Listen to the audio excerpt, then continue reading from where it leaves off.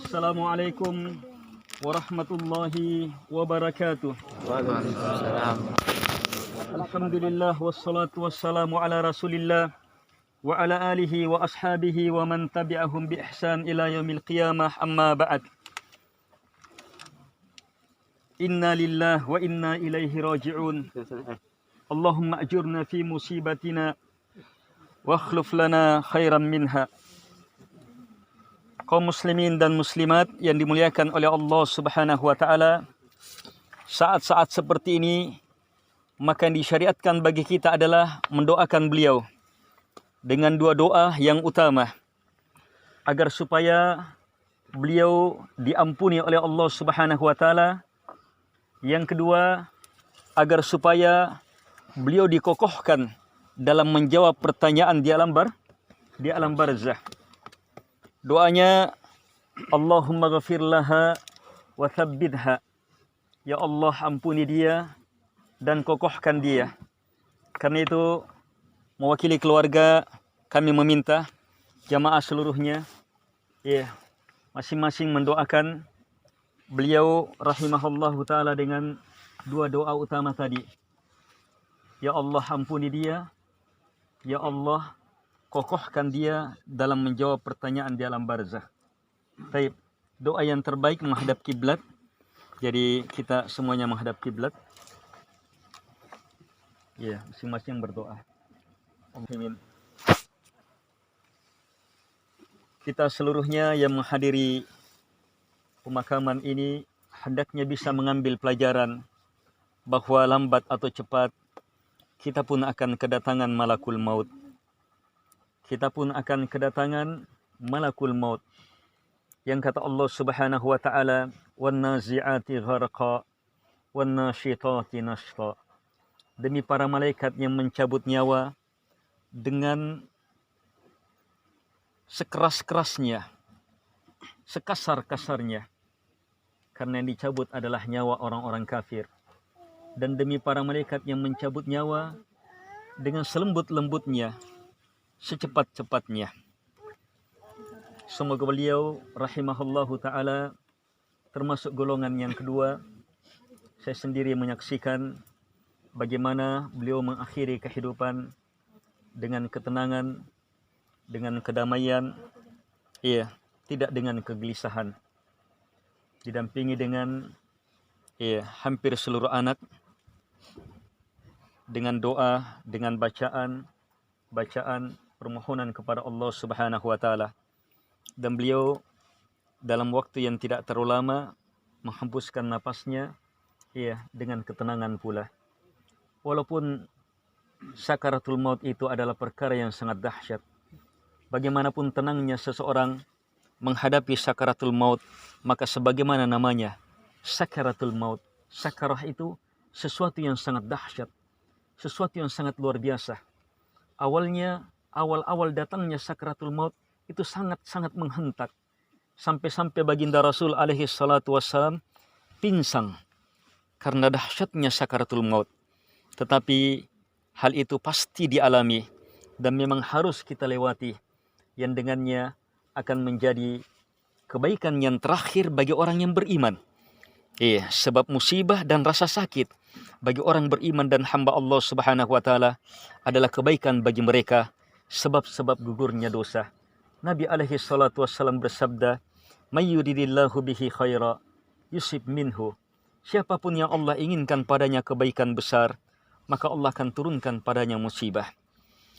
Kita yang hadir dan menyaksikan hal-hal seperti ini hendaknya mengambil pelajaran bahwa suatu saat kita pun akan di bawah ke liang lahat, dan di sana akan datang malakul maut setelah kita dikubur.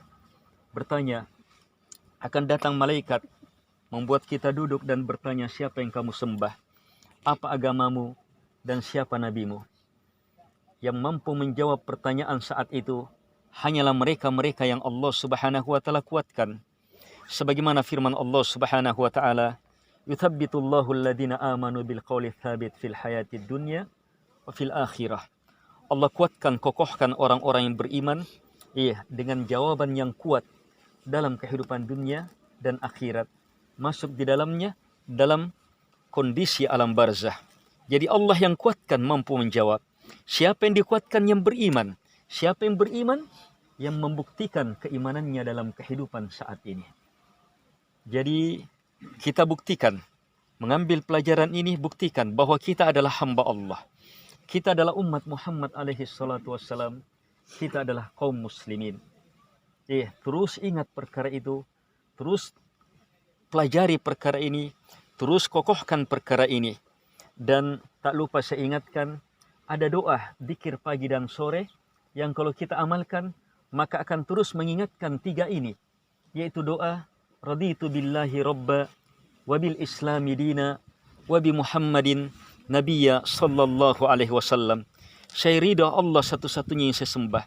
Saya ridha Islam sebagai agama saya. Dan saya ridha Nabi Muhammad alaihi salatu wassalam sebagai Nabi dan Rasul saya. Siapa yang membaca doa ini, kata Nabi, kana haqqan alaihi ayyurdiyah. Pasti Allah akan meridainya. Pasti Allah akan meridainya. Dan siapa yang membaca zikir pagi dan sore ini, kata Nabi alaihi salatu wassalam, ana za'im, sayalah penanggung jawabnya. Saya menanggung jawab. Saya bertanggung jawab terhadap orang itu. Setelah itu Nabi bersumpah dan mengatakan, la akhudanna biyadih hatta udkhilahul jannah. Demi Allah, kata Nabi, saya betul-betul akan memegang tangannya sampai saya masukkan dia ke dalam surga. Miliki ucapan ini yang didasari dengan keyakinan yang terus kita buktikan dalam kehidupan keseharian kita, bahwa Allah satu-satunya yang kita sembah dan kita ridho dengan hal itu. Dan bahwa Islam satu-satunya agama kita dan kita ridho dengan itu. Dan bahwa Nabi Muhammad alaihi salatu wassalam satu-satunya yang kita ikuti dan kita ridho berada di atas hal itu. Dan terhadap keluarga yang ditinggal, manfaatkan kesempatan ini untuk meraih surga. Musibah yang besar adalah kesempatan untuk meraih surga, untuk hamba Allah, untuk kaum muslimin. Nabi dalam hadits qudsi mengatakan, Allah subhanahu wa ta'ala berfirman, Mali abdil mu'min, idha qabattu safiyahu min ahli dunya, fasabara wahtasaba illal jannah. Kata beliau alaihi salatu wassalam, bahwa Allah subhanahu wa ta'ala berfirman, tak ada yang saya peruntukkan untuk hambaku yang beriman, ketika saya cabut orang yang dia cintainya, saya ambil orang yang dia cintainya, kemudian dia bersabar dan mengharap pahala, tak ada untuknya kecuali hanya surga. Jadi bagaimanapun pedihnya, bagaimanapun sakitnya, yakinlah, di balik semua itu ada surga Allah subhanahu wa ta'ala.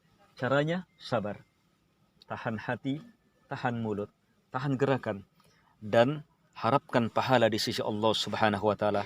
Harapkan surga Allah subhanahu wa ta'ala. Dan terhadap beliau yang telah mendahului kita,